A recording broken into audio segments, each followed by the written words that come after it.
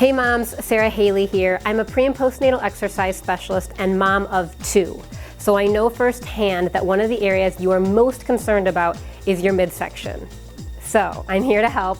I'm showing you today the best core exercises you can initially do to ease back into an exercise routine after having a baby. Please remember to get your OBGYN or midwife's approval before doing any of these exercises. I know these pelvic rocks look like the lamest exercise imaginable, but they work. Feet are shoulder to hip distance apart. Knees are soft and you're rocking those hips forward and back. The key to working your core in this exercise is as you rock forward, pull your navel closer to your spine and soften that rib cage. Essentially, tighten up those abdominals and then rock back.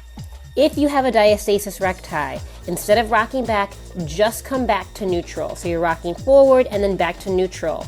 If you don't know if you have a diastasis recti or don't know what that is, please check yourself for it. Many postnatal women have one and they don't even know it. So please watch my video where you can test yourself for that. So next up, towel slides. Yes, you will need a towel for this exercise.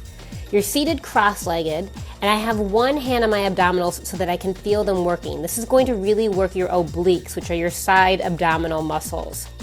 You are sliding the towel out, and then really the work is in coming back to center. As you do this movement, you'll want to really focus on pulling the navel closer to the spine, as I mentioned before, and softening that rib cage. You can either keep the hand on the belly, or you can take the arm overhead. This option is up to you. Also, there's one more advanced option here where I'm taking the towel overhead and using the control of my core to bring me up and over and bring me back.